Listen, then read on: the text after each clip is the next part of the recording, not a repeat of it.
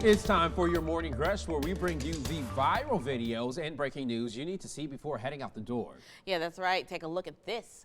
This is what the air looks like in central and southern Chile this morning. Multiple wildfires took over homes yesterday, killing nearly 20 people. Well, they've already burned more than 21,000 acres. The president of Chile declared a state of catastrophe.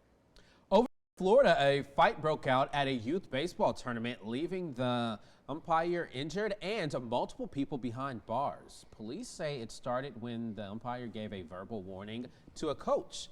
After that, a player's dad attacked the umpire's dad. Wow, the umpire tried to break up the fight, but the dad punched him in the face. That's when others joined. In the end, the umpire had to go to the hospital, and police arrested 3 people, including a 17-year-old.